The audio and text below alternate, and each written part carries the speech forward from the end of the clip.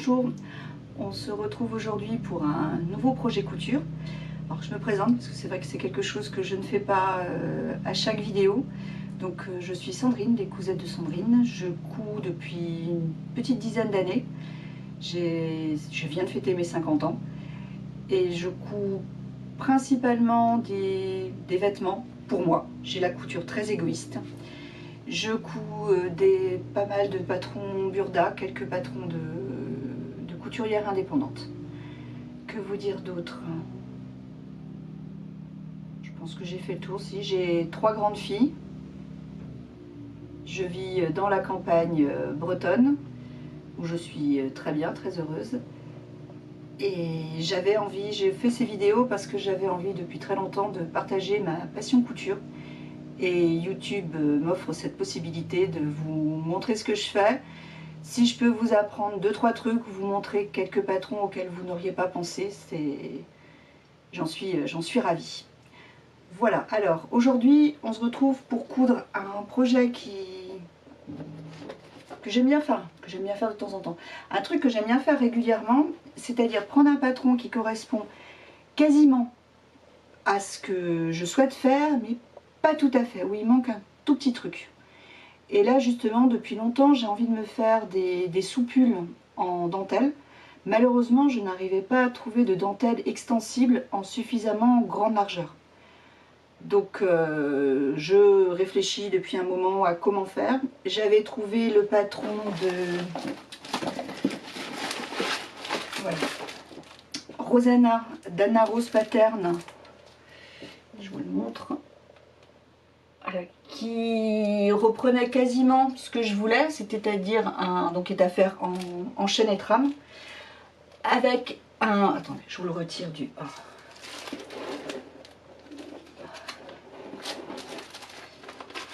J'avais déjà réalisé ce patron, donc en version droite, avec le petit col. Malheureusement, je l'ai fait trop petit et du coup, il me croule quand je le porte. Ah, qui vient me dire bonjour. Allez mon gars, vas-y, fini. Donc, tiens, allez, Sherlock, tu dis bonjour? Donc voilà, mon Sherlock est là. On a ramassé les aiguilles quand même. Donc voilà pour celui-là que j'avais réalisé en taille 44, mais que j'aurais dû faire en 46. Il est disponible de la taille 34 à 46. Les marges de couture sont incluses. Voilà, donc j'ai trouvé dans le Burda, le dernier, celui du mois de novembre, j'ai trouvé un patron qui me convenait pas mal. Donc je vous montre le schéma technique. Autrement, si c'est pas net, quick.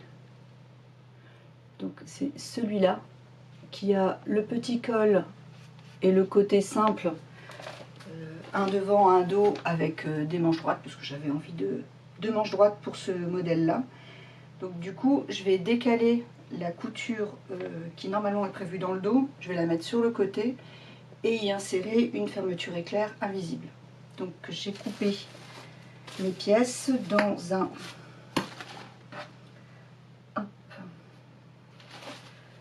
dans une dentelle, je pense qu'elle vient de chez Dress & Soffen.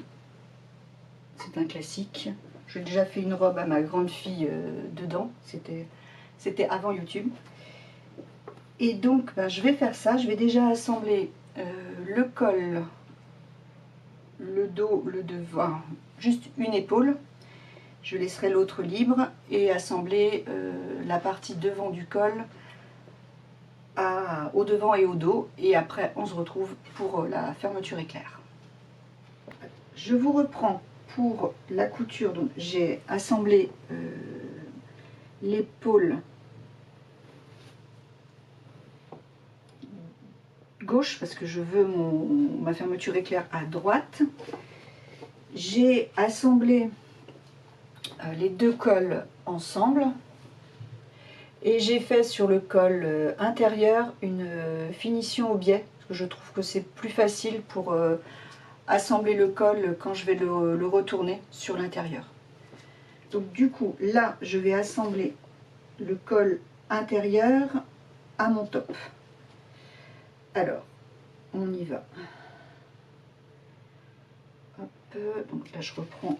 Je préfère les épingles pour faire ça. Toc. Alors là, du coup, c'est... j'espère que tout va bien tomber. Alors là, je vous cache pas que j'y vais un peu... C'est un crash test. Il n'y a pas d'autre mot.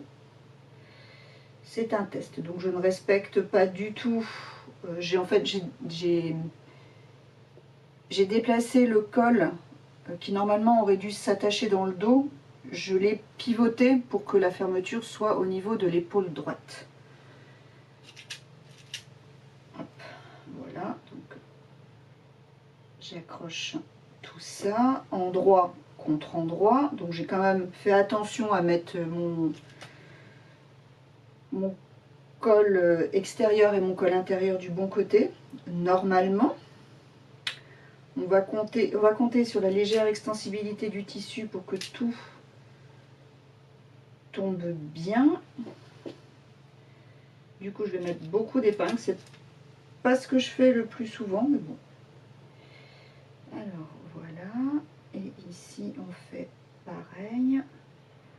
On résorbe un peu de l'embus. C'est pas de l'embus, c'est simplement deux courbes qui se mettent l'une contre l'autre. Donc parfois il faut étirer un peu le tissu pour que tout se place correctement.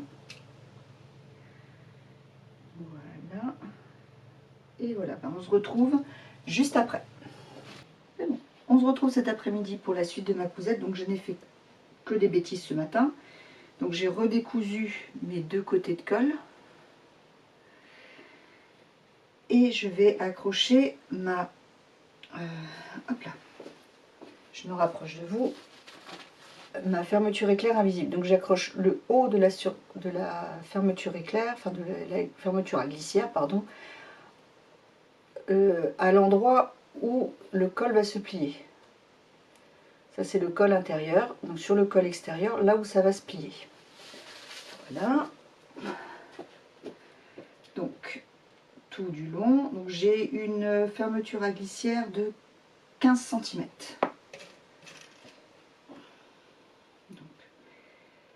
J'accroche ça là, donc avec le pied spécial fermeture éclair invisible. Tac. Donc faut bien ouvrir. Oh là, je crois que j'ai été un peu loin avec moi.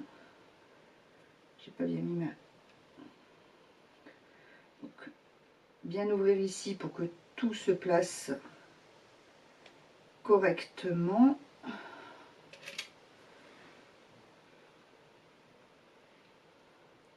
Tac, tac, tac.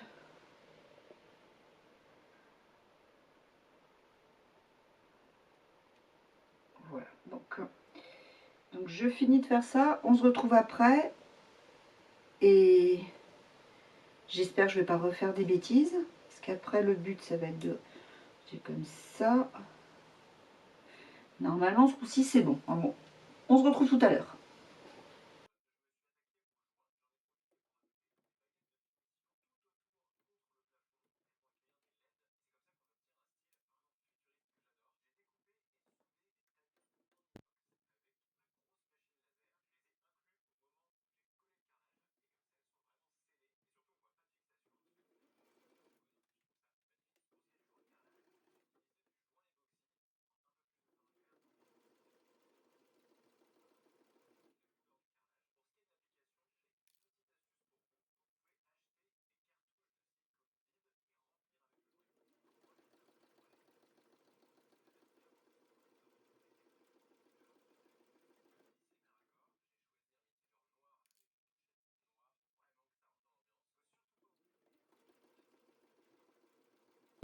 Donc, j'ai fixé ma fermeture à glissière. Maintenant, verdict,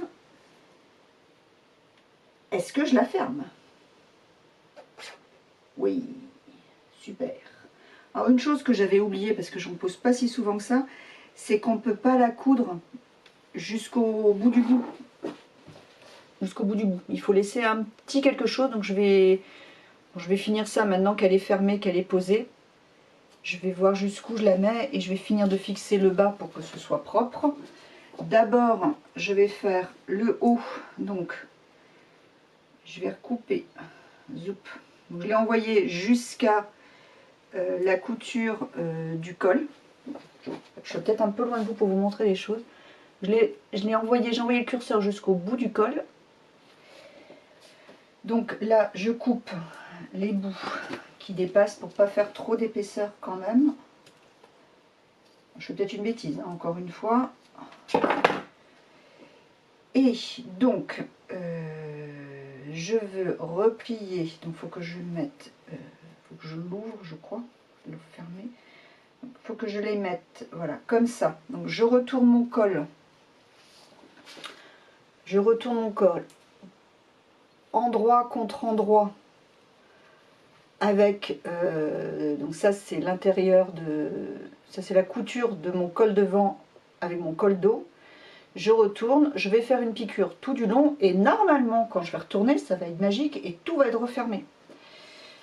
Vous croisez les doigts pour moi. Hein. Donc, bon ou pas bon? C'est pas mal. C'est pas mal. J'ai fait qu'un côté, mais je vous montre. Endroit intérieur. Voilà, donc je fais la même chose de l'autre côté. On va peut-être le faire essayer à Cindy d'abord. Alors, j'ouvre.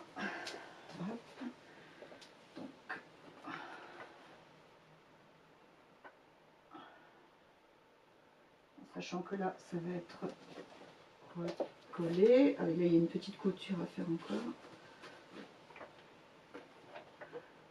A priori, elle peut respirer. Donc, c'est pas mal. Oh vache, mes coutures sont pas du tout en face. Faut que je vous montre ça. Hop.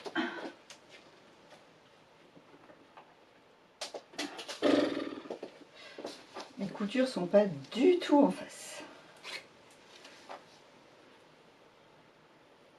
Hop. Regardez-moi ça comme c'est moche. Regardez-moi ça.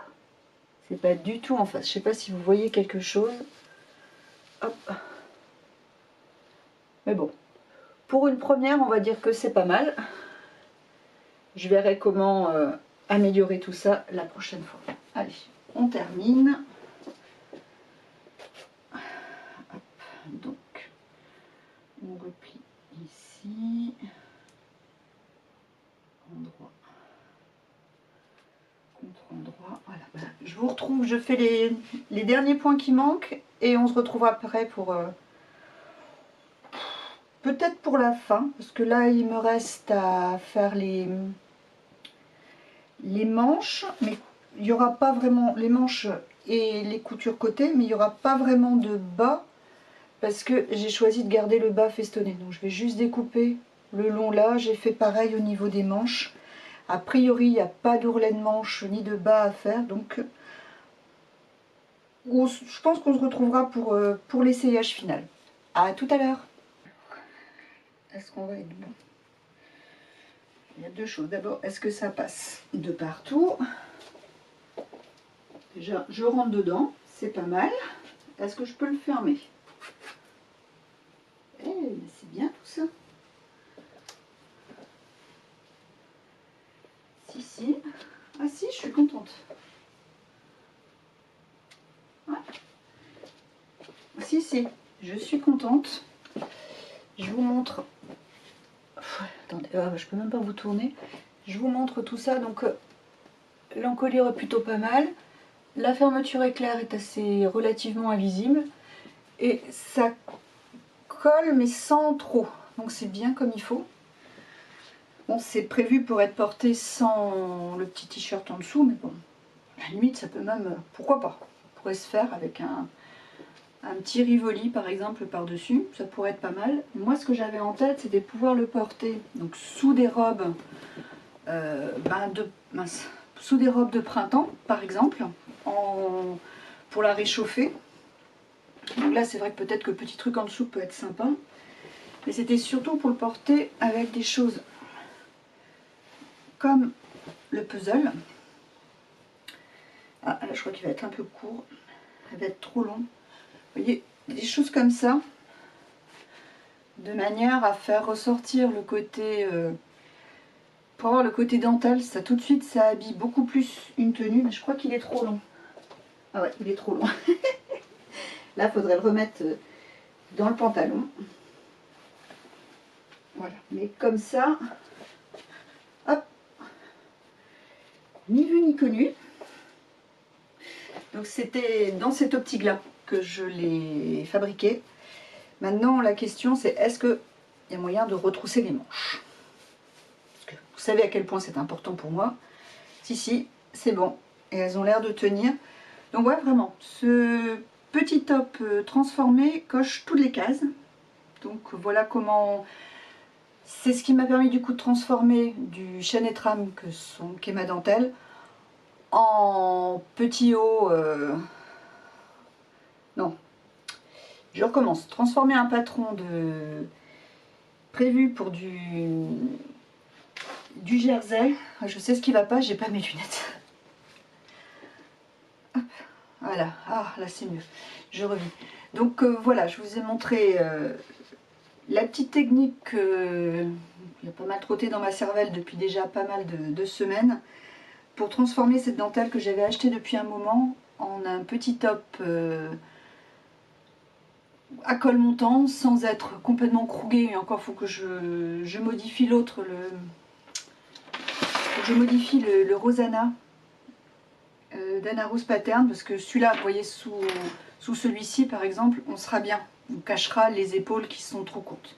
Et le redécalquer en taille, une taille au-dessus. Je l'avais fait en 42, donc il faudrait que je le fasse en 44, parce que le 42 est trop juste pour moi.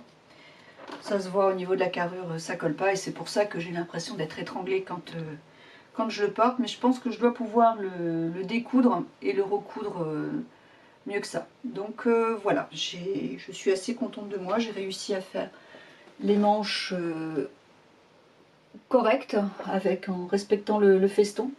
Je pensais que ça allait être compliqué, mais non, comme elle est légèrement extensible, ça permet quand même de rattraper les petits défauts. Donc ça c'est chouette.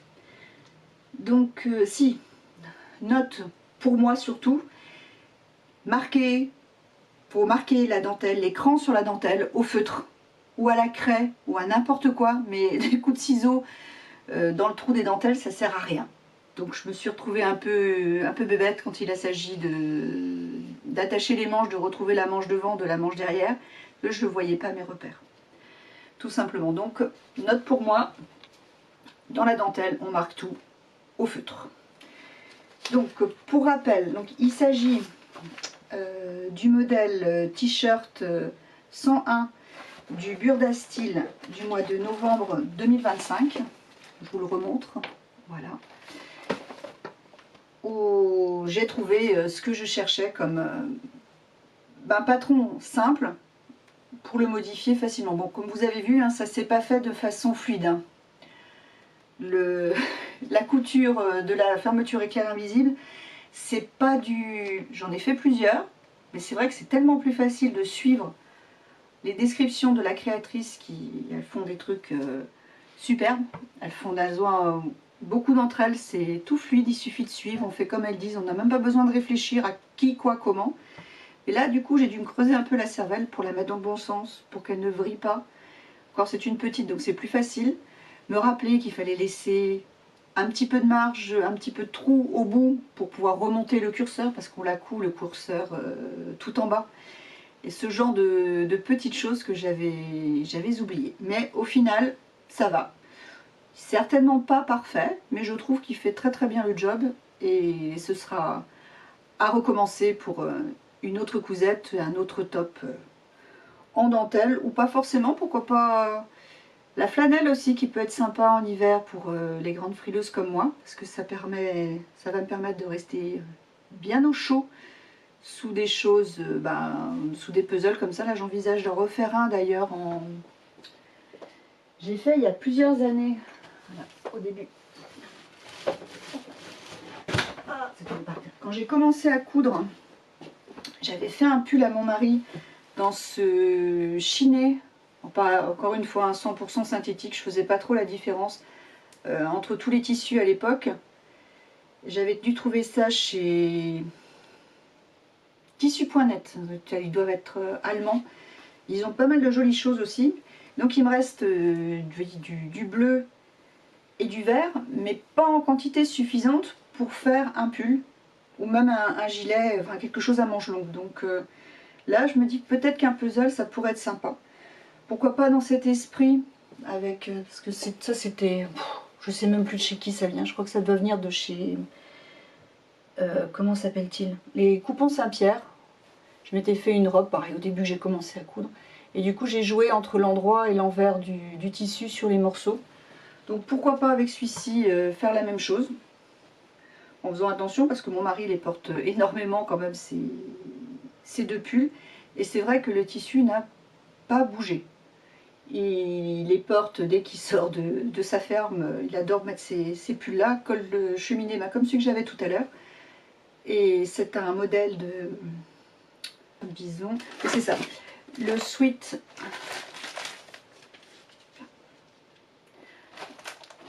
Le sweat TED de Super Bison, disponible de la taille XS à 3XL. Et moi je m'étais, donc mon mari je lui ai fait du 2XL, il aime beaucoup. Et je m'étais fait un, donc moi je m'étais servi du patron, je commence à avoir du mal à trouver mes mots, du patron Briac de Marie Poisson, et j'avais pris le col de la plus petite taille du Sweat TED pour me faire un col châle, et j'aime beaucoup les porter en hiver. Ils commencent à être tout tachés, j'en avais fait deux, ils commencent à être tout tachés tous les deux, mais je les adore, je suis confort dedans. Je pense que ma prochaine commande Dries&Stoffen, je recommanderais cet Alpenfleece parce que vraiment j'adore le porter en hiver. Donc on verra ce que ça va donner, mais il y a des chances que je me refasse un puzzle dans cette maille bleu chiné. Parce que pour du chiné, elle bouge pas, elle boloche pas. Donc ça c'est chouette. Et peut-être, si je me refais des commandes, recommander de l'Alpenfleece. On verra bien. Là, je ne sais pas trop vers quoi je vais me tourner. Peut-être commencer à scotcher le... Je regarde toujours par là-bas parce que le tissu est là-bas. Me scotcher le tigris. Et là, je suis aussi en train de chercher comment faire un cadeau à mes copines pour leur Noël. J'ai récupéré... J'ai récupéré le ruban tout brillant qu'elles avaient mis dans mon... Bon, je vous prendrai une photo s'il est pas beau sur l'image. Qu'elles avaient mis autour de mon cadeau d'anniversaire, de mon gâteau d'anniversaire. Et je me demande si je vais pas leur faire... Soit je leur fais une pochette en forme de bonbon. J'ai trouvé ça très mignon, très acidulé. Soit je leur fais des pieds au sec. C'est un petit cercle avec une serviette, enfin, pour utiliser du pull ou un matériau étanche, enfin étanche, imperméable, c'est le mot plus exact. Un matériau imperméable d'un côté, une serviette de l'autre, et quand vous allez à la piscine notamment, vous le posez par terre pour que vos pieds commencent à sécher pendant que vous finissez de vous rhabiller. Donc ça pourrait être sympa avec des petits rubans comme ça pour faire la tirette, ça pourrait être pas mal. On va voir, je réfléchis toujours, enfin comme d'habitude, plein de projets en tête et pas suffisamment de temps pour le réaliser. Donc... Et vous, dites-moi en commentaire si vous aussi vous aimez transformer des petits patrons, parce que c'est vrai que l'intérêt de coudre soi-même ses vêtements, c'est quand même de se fabriquer des choses qu'on ne trouve pas forcément dans le commerce. Donc quand il y a des petites choses comme ça, est-ce que vous arrivez à adapter un patron pour y rajouter une finition particulière, un décor différent de ce qu'on trouve, de ce qui est tendance, parce que parfois on a du mal à trouver d'autres... si ils ont décrété que c'était de la dentelle blanche pour la saison, vous n'aurez pas de dentelle rouge. Ou, allez, rose. Il faut que ce soit un peu plus discret. Etc. Que ce soit en termes de couleur, de texture ou autre. Combien de fois on n'est pas rentré dans une boutique de vêtements en disant « Ah ouais, celui-là il est joli, mais pas de cette couleur-là. » Ou « Ouais, celui-là il est sympa, mais... » si le ruban avait été ici ou là, c'était plus facile. Est-ce que vous profitez de vos compétences de couturière pour créer vous-même à partir d'un patron du commerce qui y ressemble à peu près? Est-ce que vous en profitez pour le transformer légèrement ou pas? Ou est-ce que vous préférez suivre le patron prévu par la créatrice parce que bah pour vous, la couture, c'est sûrement pas un moment où on se creuse la tête, c'est un moment où on suit. Je sais que des personnes qui ont des métiers de décision aiment bien faire ça. Aiment bien, quand ils sont dans leur couture ou leur tricot notamment, on suit. Bêtement, c'est pas le terme, mais juste pour se reposer le cerveau, pouf, on suit ce que quelqu'un d'autre a mis au point et on se pose pas de questions. Et on y va tranquillement, tout doucement, et à la fin, ça tombe nickel. Peut-être pas, il faut peut-être choisir ses créateurs, hein. Ses créatrices, on est bien d'accord. Il y a des fois, des explications ne sont pas aussi claires que d'autres, mais ça fait aussi du bien de prendre un patron, on suit tout, sans réfléchir, on sait que ça va être carré, on sait que tout va bien tomber. Je pense à Super Bison, c'est le premier patron que j'ai suivi comme ça, toutes les coutures tombaient nickel, tombaient en face, tous les repères étaient impeccables. Mais qu'est-ce que ça faisait du bien! C'était agréable, c'était un petit pull pour ma dernière et c'est tombé nickel. Quand j'ai eu fini, je me dis waouh, j'étais zen, une séance de yoga. Aussi bien qu'une séance de yoga. Donc dites-moi vous si c'est ça que vous cherchez dans la couture ou tout autre loisir créatif, ou si au contraire vous aimez vous creuser la cervelle pour trouver le petit truc qu'on verra jamais nulle part, qu'on ne voit chez personne d'autre, que vous n'avez pas trouvé, ou que vous n'avez pas trouvé chez les créateurs du moment ou en magasin. Dites-moi tout ça en commentaire. À bientôt, au revoir.